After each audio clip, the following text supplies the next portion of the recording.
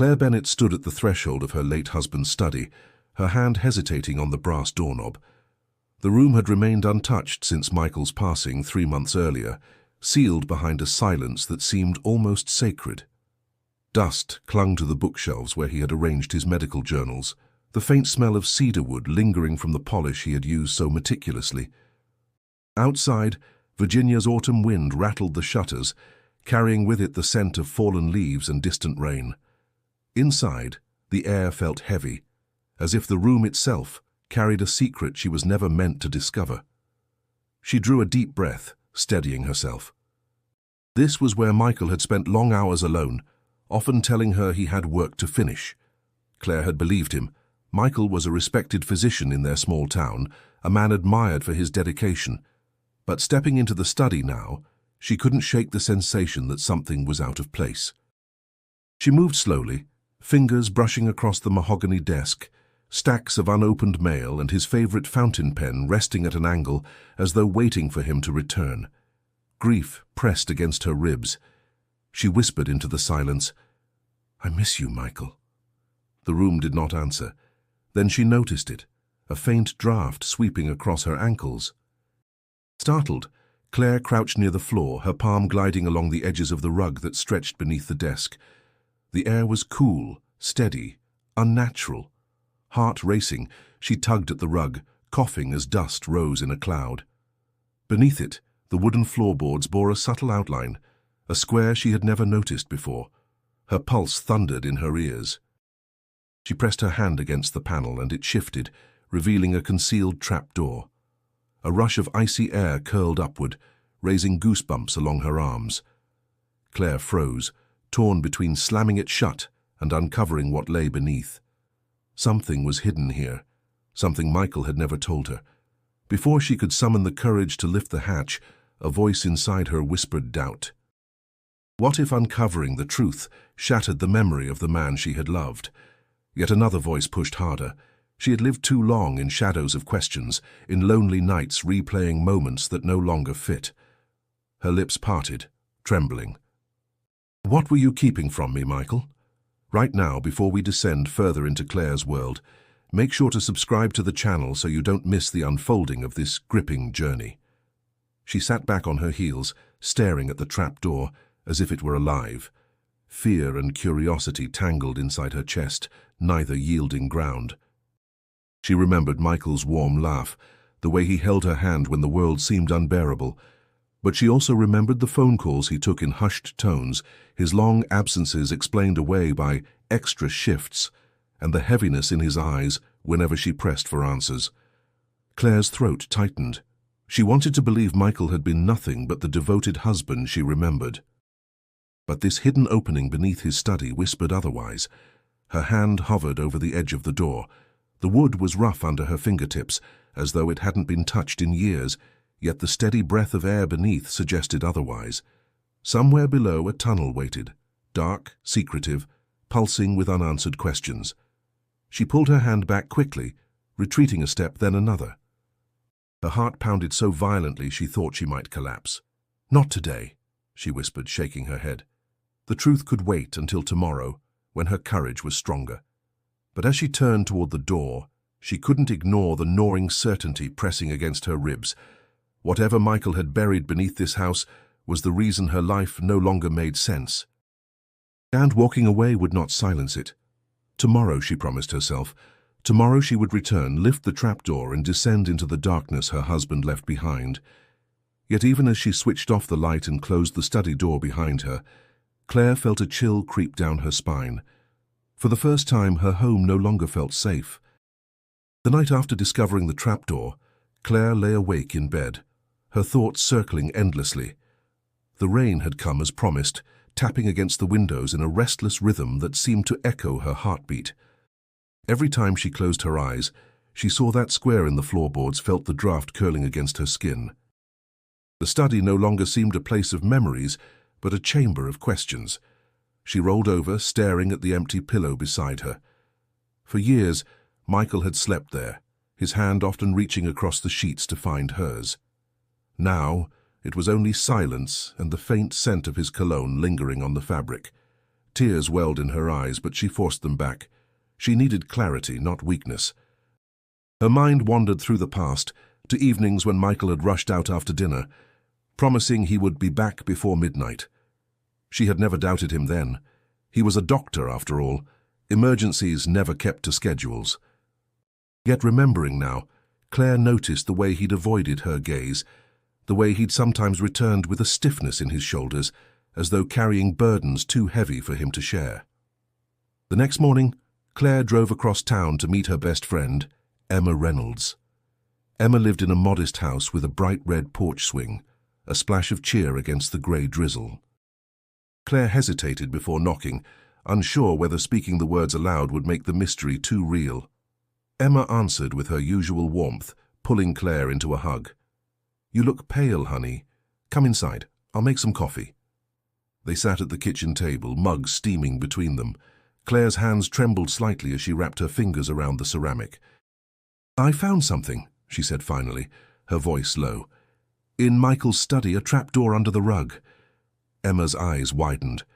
"A trapdoor? Claire, that sounds unsettling. Did you open it?" "Not yet. But there's air coming from below. It feels like a tunnel. Why would he have kept something like that from me?" Emma leaned closer, concern etched across her face. "Maybe it's nothing. An old storage space or part of the foundation." "No," Claire interrupted firmly.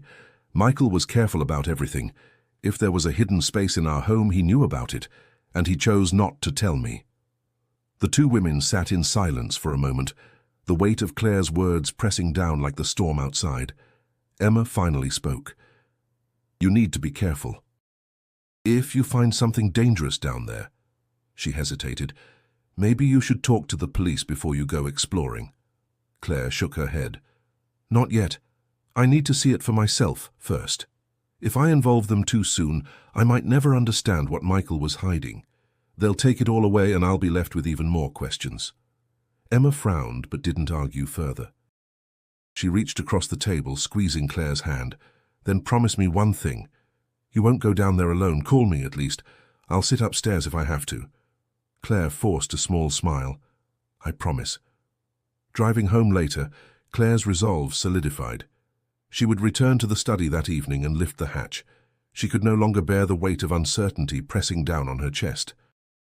Still, the fear lingered. What if the truth changed everything she thought she knew about Michael? What if the man she had loved for nearly 20 years was not the person she believed him to be? As the house came into view, rain dripping from the eaves, Claire tightened her grip on the steering wheel. Inside, the trapdoor waited like a silent invitation, a line between past and present she could not avoid crossing.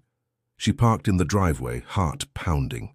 The storm clouds above rumbled low, as though the sky itself understood the gravity of her decision.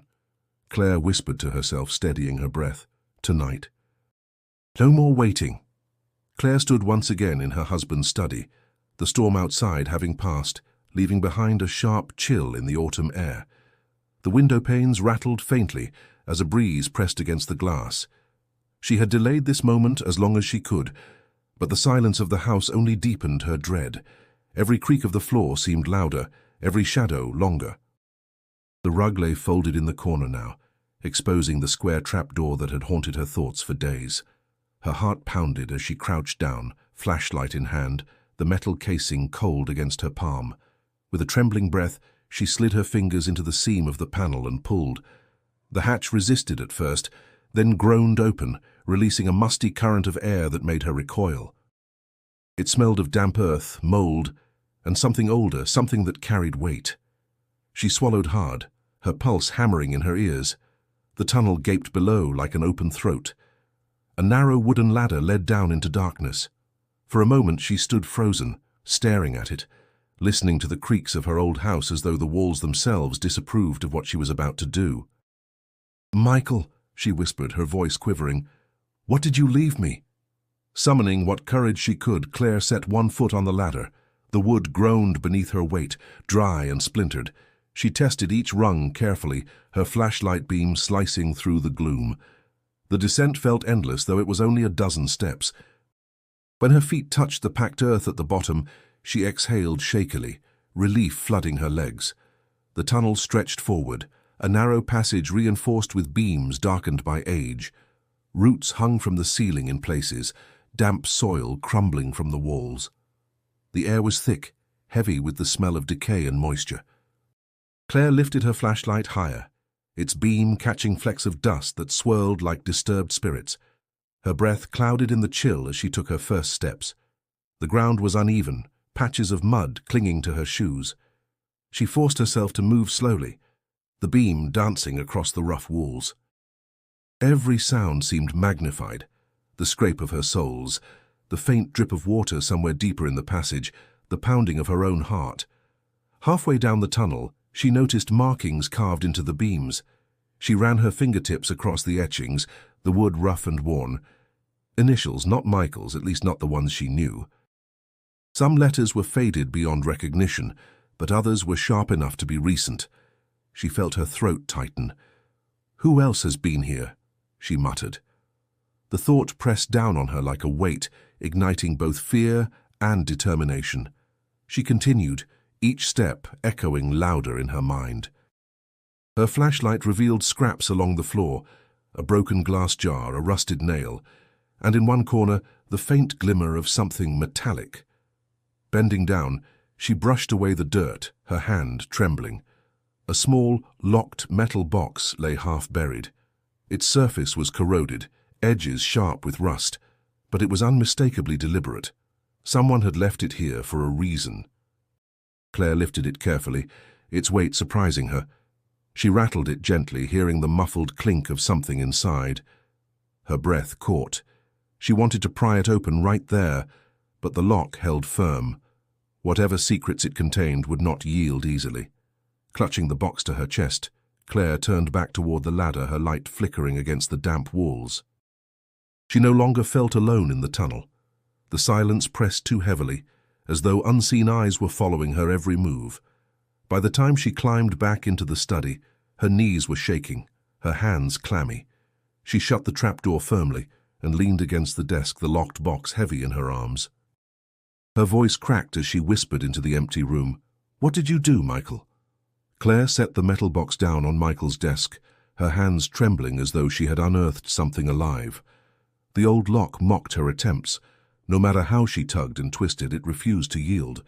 Frustration mixed with fear, pulling her into a storm of questions she wasn't ready to face. She leaned back in the leather chair where Michael had once sat, staring at the stubborn object as if it might explain itself. Her eyes roamed the study, scanning the shelves, the stacks of journals, the small framed photographs of family vacations and graduations. How many of these moments had been real, and how many had been built atop secrets? She swallowed hard, a bitterness coating her tongue. Restless, Claire returned to the trapdoor.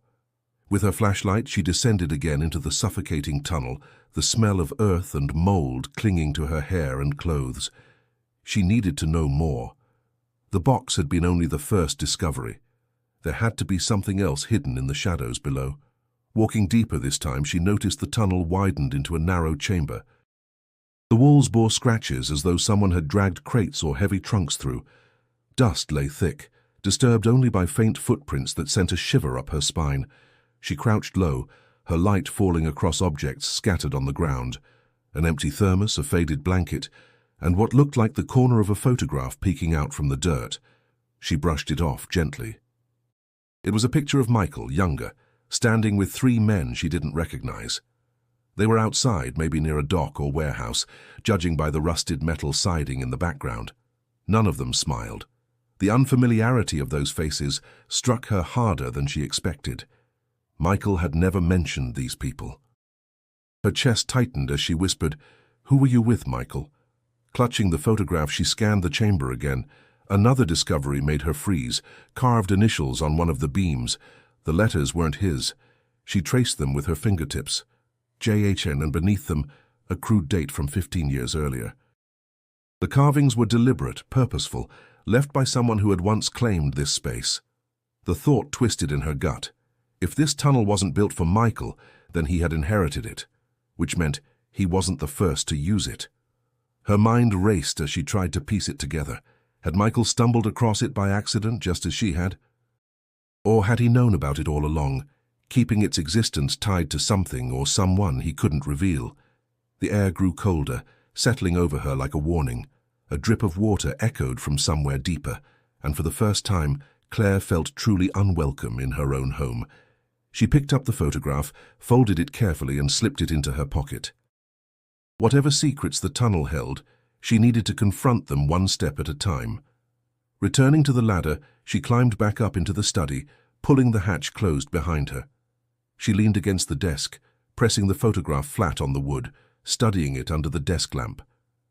The men in the picture looked hardened, their eyes sharp with something she couldn't name: power, fear, or maybe guilt.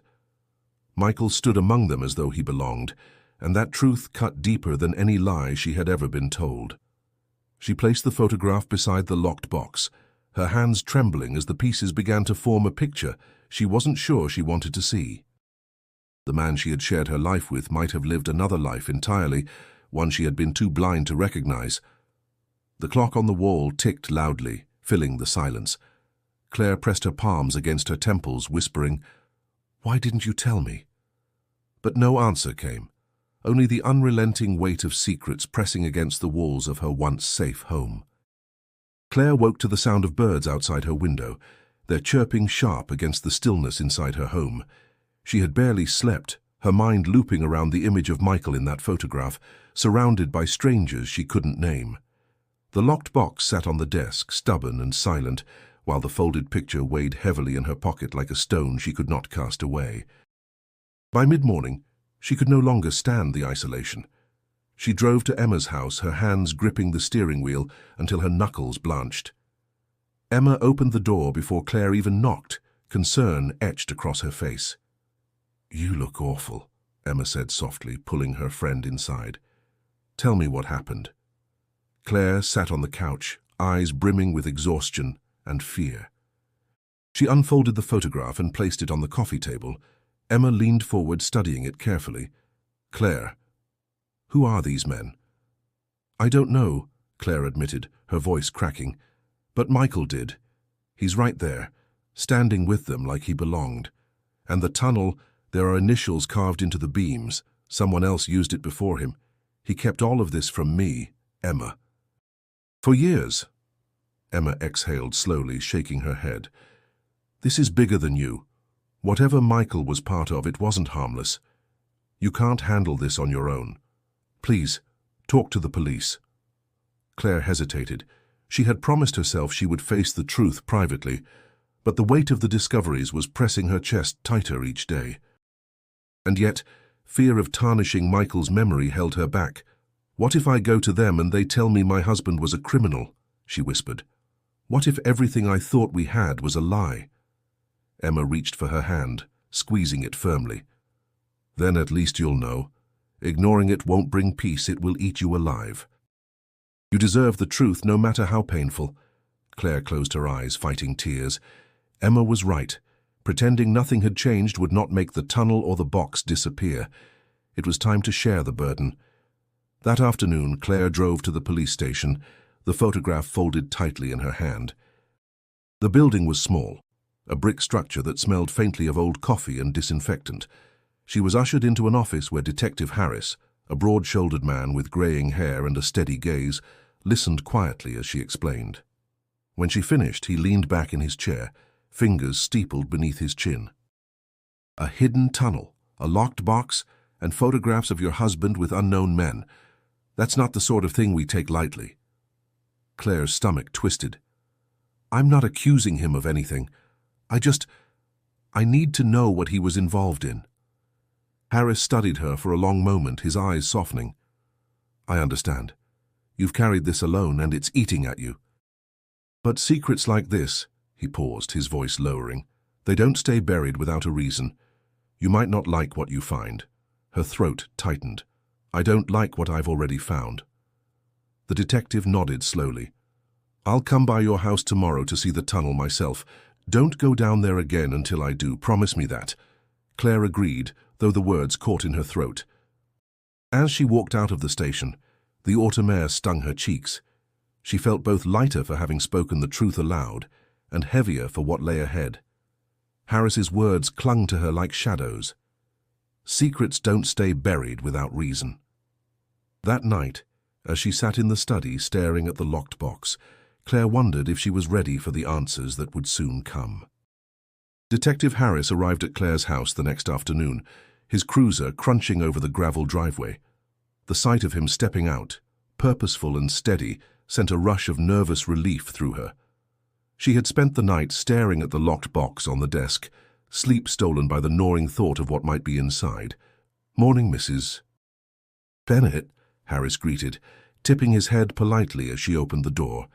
His eyes moved briefly over the neat living room before settling on hers. "You ready?" "As ready as I'll ever be," Claire replied, her voice steadier than she felt. He followed her into the study.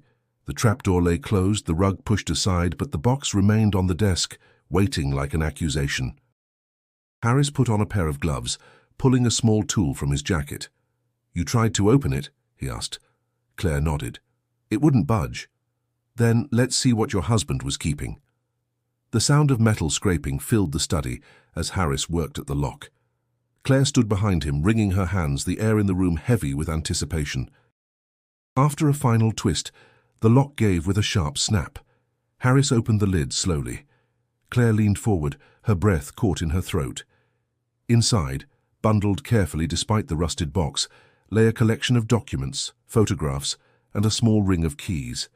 Dust clung to everything, yet the contents seemed disturbingly intentional, as though Michael had placed them there for safekeeping. Harris lifted a stack of papers first, old receipts and ledgers marked with amounts of money far too large for a doctor's salary. Some were handwritten, others stamped with logos from businesses Claire didn't recognize. Her stomach turned. Michael never talked about money like this. He was careful, always worried about bills and savings. Why would he have this? Harris didn't answer. He sifted through the receipts, brow furrowing. Then he picked up a set of black and white photographs. Claire's hand flew to her mouth. The photos showed people she didn't know, men gathered outside warehouses, leaning against cars, exchanging envelopes. Some wore sharp suits, others work clothes stained with grime. But the common thread was the way they carried themselves, secretive, deliberate, wary of the camera. And in two of the photos, Michael appeared. In one, he stood near a man in a fedora, looking over his shoulder. In another, he was holding a clipboard, his expression grim. Claire staggered back, her voice breaking. No, he was a doctor. He wasn't part of this. Harris set the photos down gently. People can wear more than one face, Mrs. Bennett. Her pulse raced as she reached for the small ring of keys lying in the box. Each was different. One brass, one silver, one marked with strange engravings she couldn't place. She turned them over in her palm, their weight oddly cold. "What do they open?" she asked, her voice trembling. "That," Harris said evenly, "is something we'll need to find out." Claire sank into Michael's chair, staring at the evidence of a life she didn't recognize. A bitter taste filled her mouth, and tears blurred her vision. The man she had loved, trusted, and defended now stared back at her through these fragments, a stranger cloaked in secrets.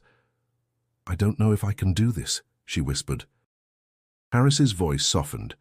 "You can. Because you have to. Whatever he was involved in, you're already in the middle of it now. And the only way out is through." Claire looked at him, fear and determination colliding in her chest. The locked box had opened more than its contents. It had opened the door to a truth she could no longer run from. After Detective Harris left, Claire sat alone in the study, the open box still spread across Michael's desk like an accusation. The documents, the photographs, the strange keys.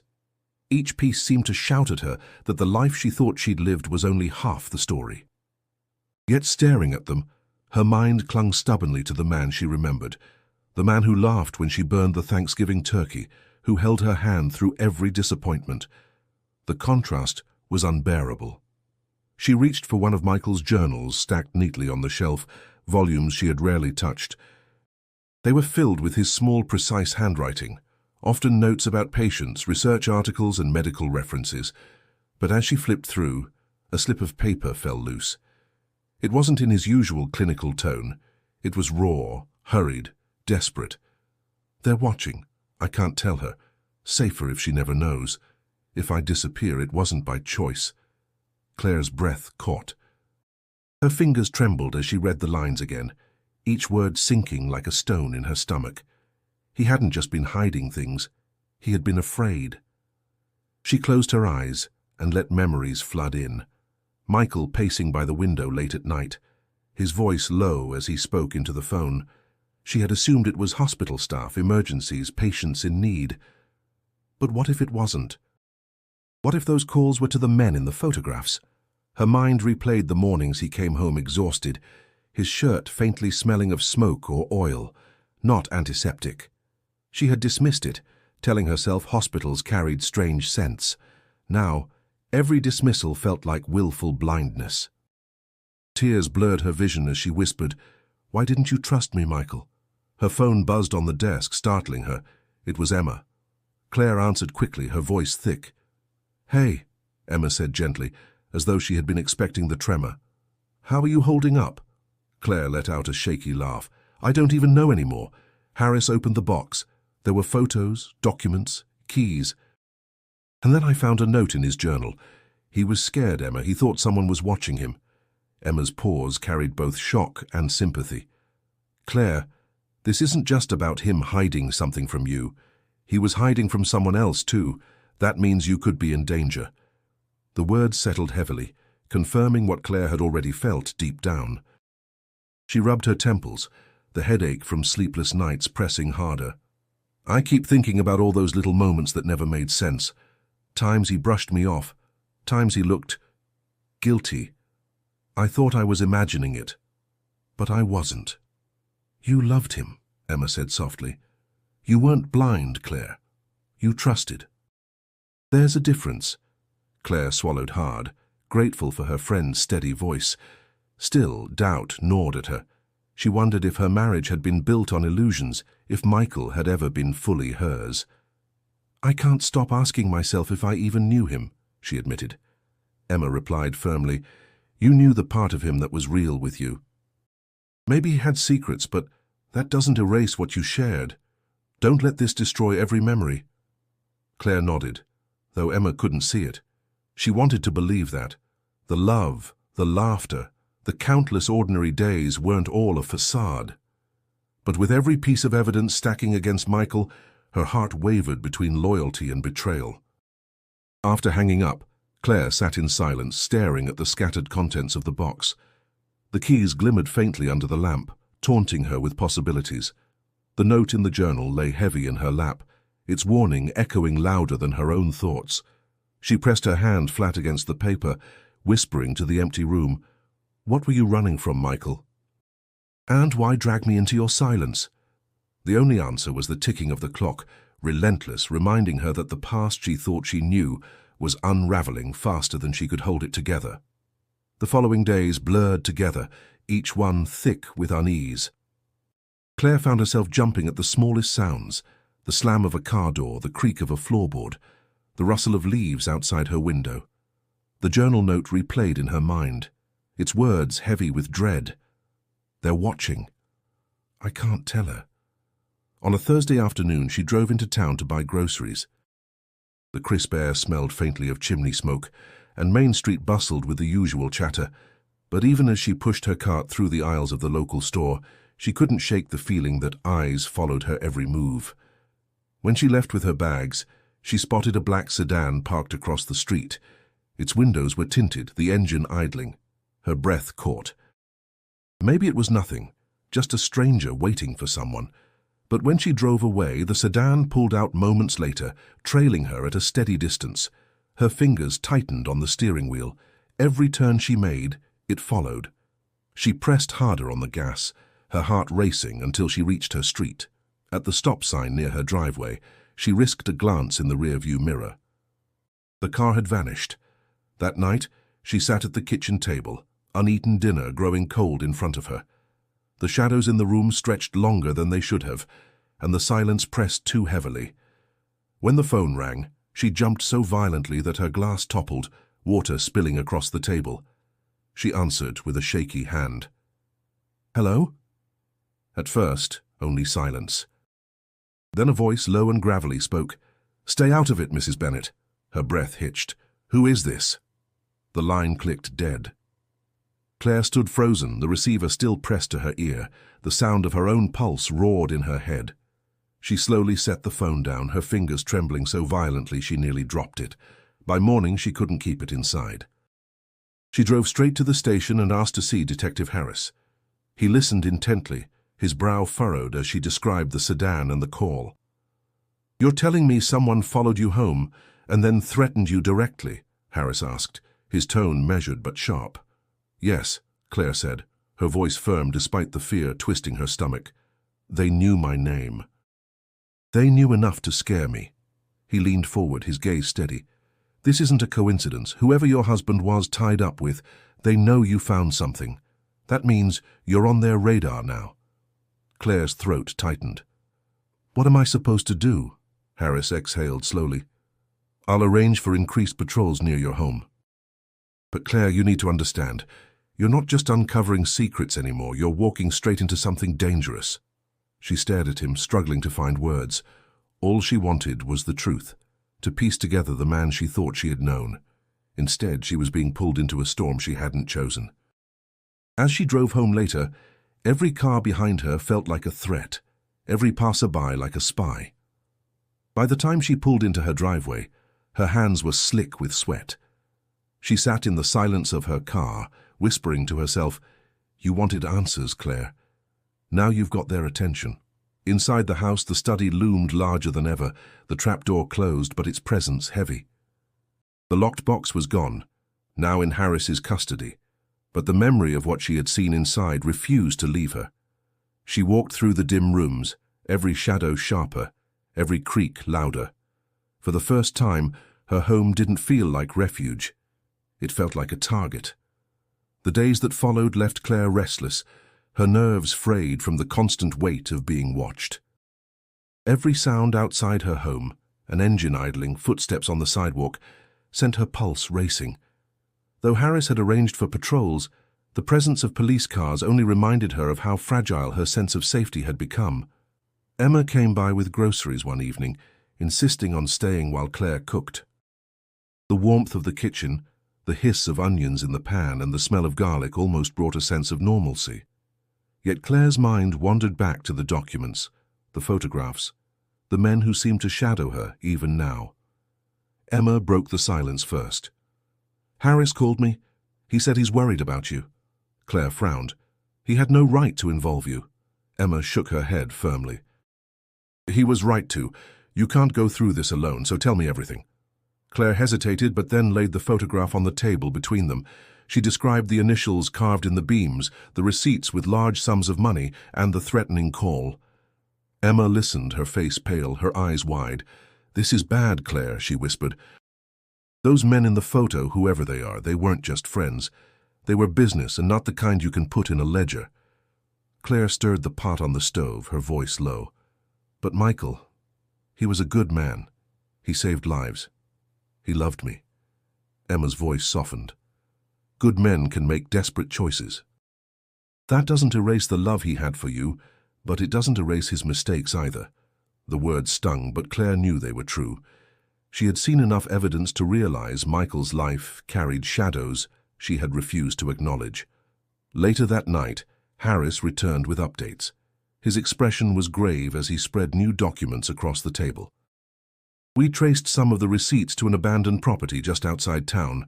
Warehouse rentals, maintenance fees, all linked to a shell company your husband's name shows up in." Claire stared at the papers, her stomach twisting. "Are you saying Michael was part of this company?" "I'm saying his name is on documents that tie him to it," Harris replied carefully. "But there's more. The company has connections to smuggling operations up and down the East Coast. If he wasn't directly involved, he was at least in close proximity to those who were." Claire felt the room tilt slightly. "No, that's not possible. He would have told me." Harris leaned forward. "Would he? Or would he have tried to protect you from it?" Her chest tightened. She wanted to argue, but the words wouldn't come. Deep down, she knew Michael had already admitted, in his hidden note, that he had kept things from her to shield her. Emma touched her arm gently. "Claire, this doesn't mean he was a criminal. Maybe he got pulled in too deep. Maybe he was trapped." Harris gave a short nod. "That's what I'm trying to find out. But understand this. The people connected to that warehouse won't care about his intentions. They'll care about what he left behind. And now, they'll see you as standing in their way." The words struck like ice, settling in her bones. She thought of the car that followed her, the threatening call, the shadows stretching long outside her windows. Whoever Michael had been entangled with, they weren't going to let his secrets die with him. Claire's voice was steady, though her heart pounded. "Then I need to know everything. Every place, every connection, because if I don't, they'll come for me blind." Harris met her gaze, a flicker of respect in his eyes. "Then we'll dig, together. But be ready, Claire. The answers won't be easy." The following morning dawned grey, the sky heavy with clouds that threatened rain. Claire sat in her car outside the police station, her fingers clenched around the photograph of Michael with the strangers. She had agreed to Harris's plan the night before, but the reality of it hit harder in the daylight. They were going to the abandoned property, the one tied to Michael's name. And for the first time, Claire feared not only what they might find, but what it would mean for her husband's memory. Detective Harris joined her at the car, clipboard in hand, his expression firm. "You sure you want to do this?" Claire met his eyes. "I have to. If I turn away now, I'll never be free of it." They drove in silence, the road winding out of town and into the outskirts where trees grew thicker and houses gave way to stretches of farmland. The property appeared suddenly, tucked at the edge of a gravel road. The warehouse was weathered and sagging, its corrugated metal siding rusting in streaks. The padlock on the front gate hung broken, swinging faintly in the wind. Harris cut the engine. "Stay behind me, no matter what." Claire nodded, her heartbeat a steady drumbeat in her ears. Together they stepped inside, their footsteps echoing on the concrete floor. Dust rose in clouds, carrying the sharp scent of oil and mildew. At first glance, the warehouse looked empty, abandoned long ago. But as they explored, small details told another story. Stacks of crates lined the walls, some marked with shipping labels from ports in New Jersey and Baltimore. A makeshift table sat in the center, littered with cigarette butts and empty bottles. Someone had been here not long ago. Claire's gaze darted across the room until it landed on a ledger half buried under papers. She picked it up, the leather cover cracked and worn. Inside, rows of numbers filled the pages, accompanied by initials and coded notations. Her chest tightened. Some of the handwriting was Michael's. Her voice broke. "He was here. He worked on this." Harris studied the entries, his jaw tightening. "Looks like records of shipments. Contraband, maybe." "This isn't small time." Claire's hands shook as she held the ledger. She wanted to believe Michael had stumbled into this unwillingly, coerced somehow, but the evidence painted him as a man actively keeping track. The ache in her chest grew unbearable. "I don't understand," she whispered. "How could he do this and still come home, eat dinner with me, laugh like nothing was wrong?" Harris looked at her with sympathy, though his voice remained firm. "Because people compartmentalize. He may have wanted to protect you from it, but that doesn't mean he wasn't part of it." They moved deeper into the warehouse. In the far corner, Harris found a metal cabinet bolted to the wall. With effort, he pried it open, revealing more files, more papers. Claire's eyes caught on one envelope tucked into the back. She pulled it free and gasped. It was addressed to her. Her hands trembled as she slid the letter out, Michael's handwriting unmistakable. The note was brief, hurried, almost frantic. "If you're reading this, it means I couldn't keep it from you anymore. I wanted to tell you the truth, but I feared what it would cost. I was in deeper than I ever intended, and I couldn't find a way out. Forgive me." Tears blurred her vision. She pressed the paper to her chest, her breath ragged. Harris's voice was low. "That's your proof. He knew. And he tried to protect you the only way he thought he could, by staying silent." Claire's grief twisted into something sharper, determination. She folded the letter carefully, tucking it close. Michael's silence had left her in darkness, but his words lit a path forward. She turned to Harris, her voice steady despite the storm inside. "Then we keep going. We find everything." "I need to know all of it." Claire couldn't shake the weight of Michael's letter. His words replayed in her head as she drove home from the warehouse with Harris. "I was in deeper than I ever intended." The admission gnawed at her, offering both comfort and devastation. He had tried to protect her, yes, but at what cost? By the time she pulled into her driveway, dusk had fallen, the last streaks of sunlight swallowed by thickening clouds. Harris promised to return the next day with more information from the files they had found, but for now, she was alone. Claire entered the study, the letter still clutched in her hand. She set it on the desk and sat heavily in Michael's chair, staring at the keys from the box. The silver one caught the glow of the desk lamp, its surface etched with strange markings. She traced them absently, wondering what door, what lock, what secret it was meant to open. A sharp knock startled her. She stiffened, every nerve on edge. Slowly she rose and went to the front door. A man stood on her porch, tall and lean, his suit crisp despite the drizzle outside. His eyes were cold, sharp and calculating, a predator's gaze cloaked in civility.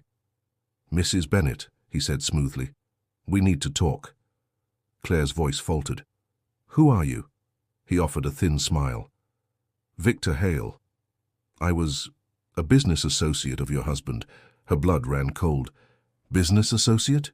"Yes, Michael and I had an arrangement. But since his untimely death, certain matters remain unresolved." He tilted his head, studying her like a puzzle. "You've found things, haven't you?" Claire tightened her grip on the doorframe. "I don't know what you're talking about." Victor's smile widened slightly, though his eyes remained hard. "Don't insult me, Mrs. Bennet. Michael left behind documents, keys, perhaps even evidence he shouldn't have kept. Those belong to me." Her chest tightened. She thought of the box, the photographs, the ledger at the warehouse. "If you were his associate, why didn't he ever mention you?" Victor chuckled, the sound devoid of warmth, "Because Michael knew better than to bring his shadows into the daylight. He was a smart man, but also a desperate one. He owed me, and now that debt has transferred to you." Claire's breath caught. "I don't owe you anything." His expression sharpened, his voice dropping lower. "You owe me exactly what he left behind. Hand over the keys, the files, whatever you've found, or I'll make sure you understand what owing me really means." Fear clawed at her, but anger rose with it, stiffening her spine. "I don't have what you're looking for, and even if I did, I wouldn't give it to you." For a moment, silence hung between them, broken only by the steady patter of rain. Victor studied her with an intensity that made her skin crawl. Then he leaned in slightly, his voice chillingly calm.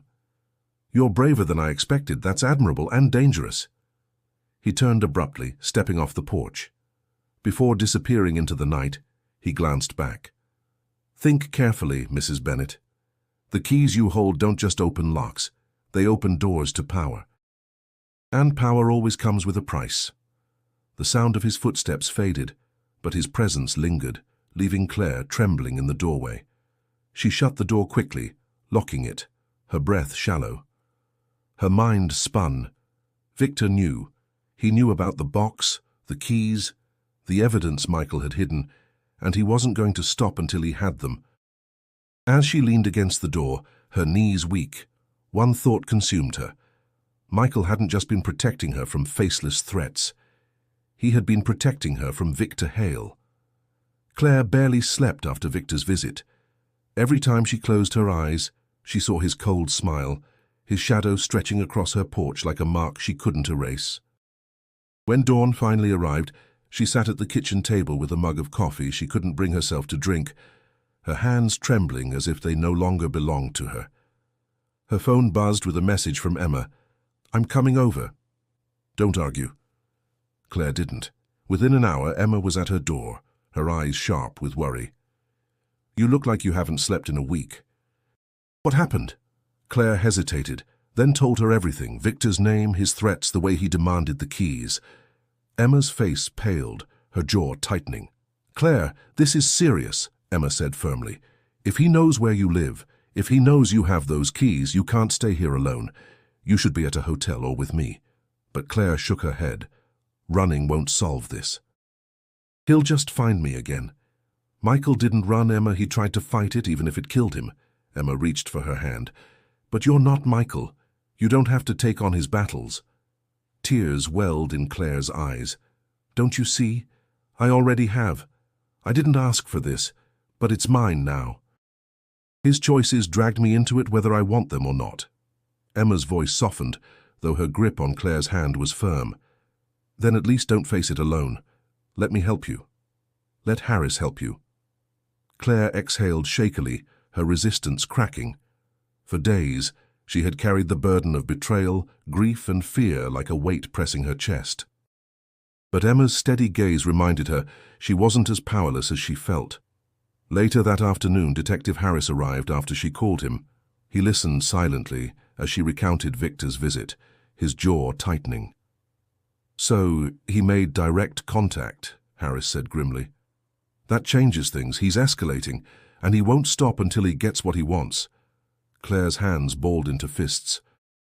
Then I need to stop hiding. I need to know the whole truth, Harris, not just pieces. His gaze softened slightly.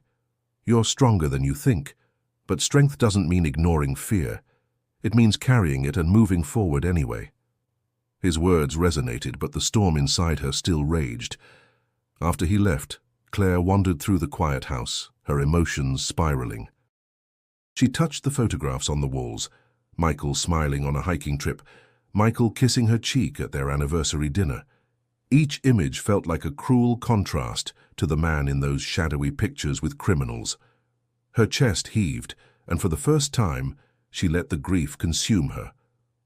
She sank to the floor, clutching Michael's letter to her chest, sobs racking her body until her throat burned.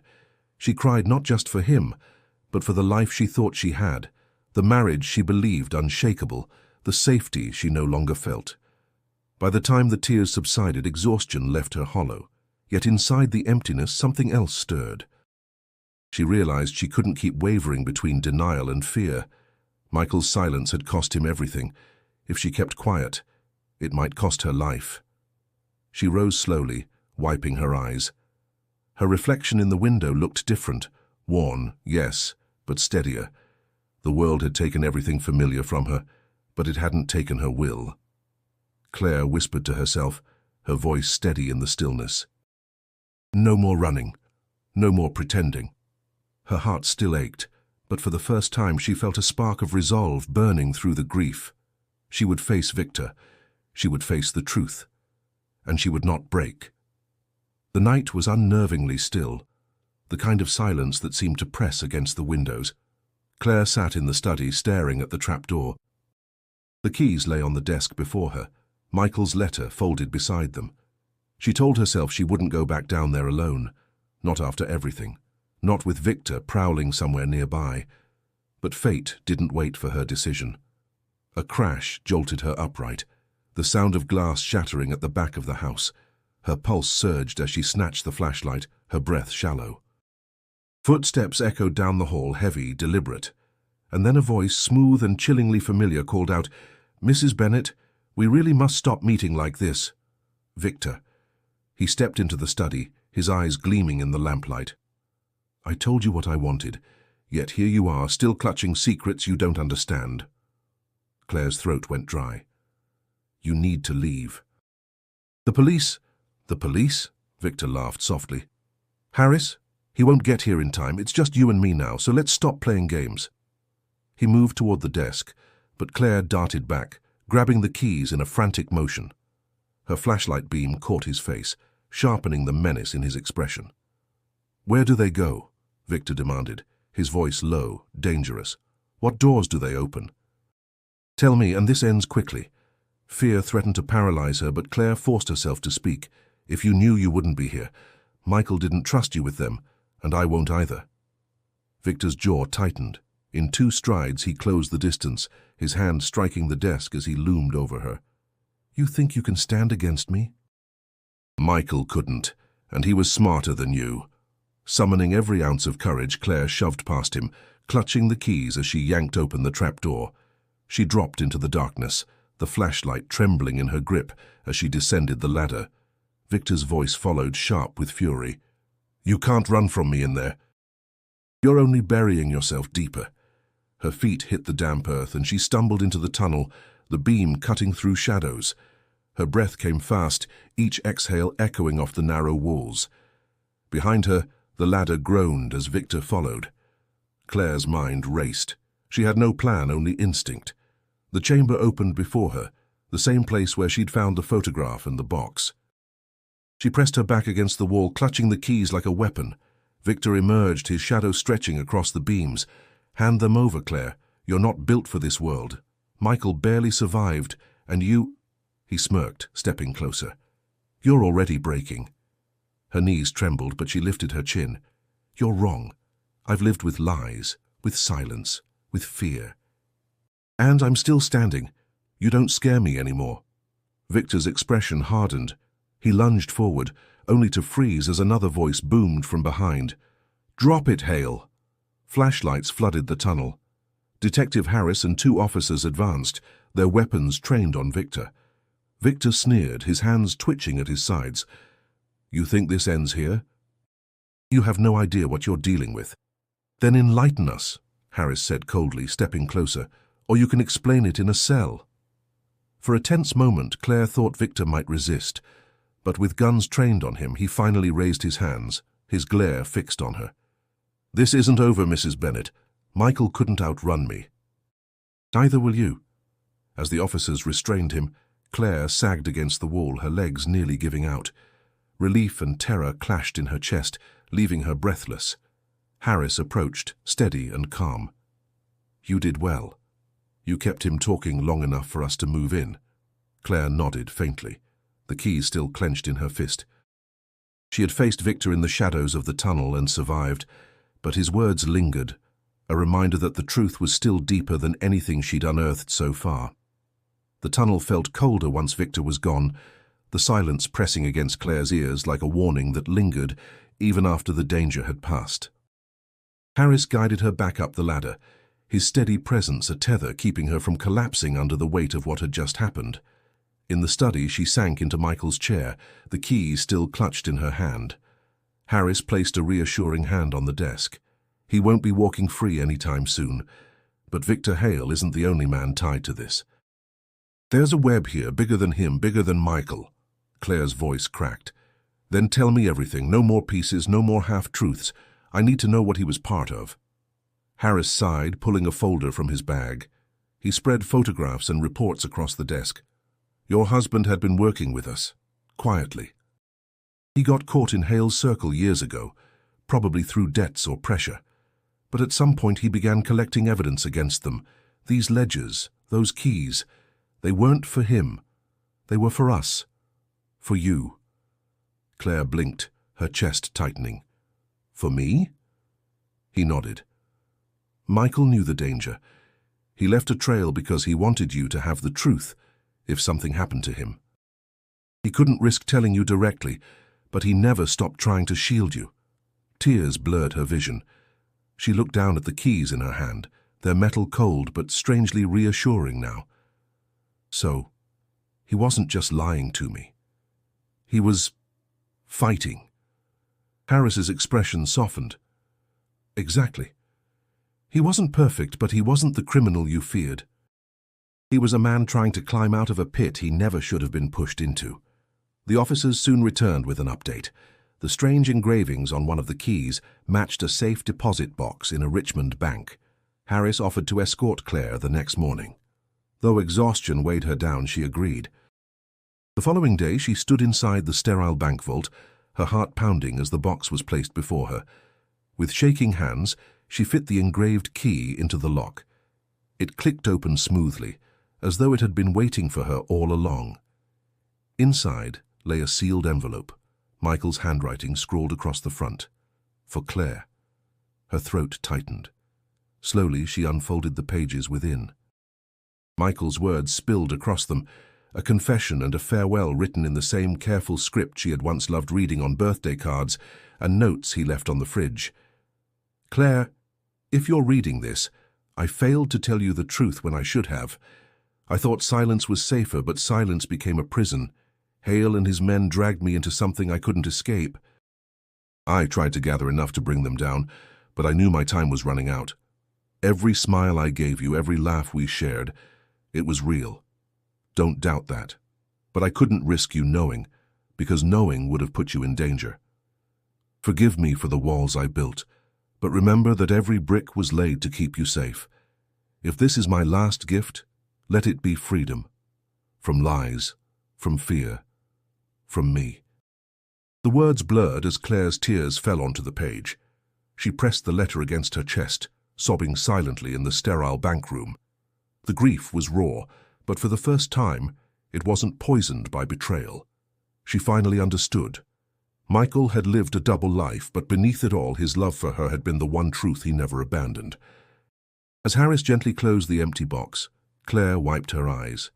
Her heart still ached, but something inside her felt steadier. She had the whole truth now. The days after uncovering Michael's letter passed like a haze, but not the suffocating kind that had weighed on Claire for months. This haze carried light, fragile but undeniable, the faint beginnings of peace. She still woke to the ache of loss, still caught herself reaching across the bed expecting him to be there. Yet when she remembered him now, it wasn't just the shadows, it was also the truth of his love, the proof that every small kindness and laugh had been real. One afternoon, Emma joined her for tea on the porch. The air smelled of wet leaves, the Virginia autumn settling deeper into the trees. Emma studied her friend carefully. "You look lighter, not free maybe, but lighter." Claire smiled faintly. "For the first time I can breathe. He wasn't perfect, he made choices I'll never fully understand.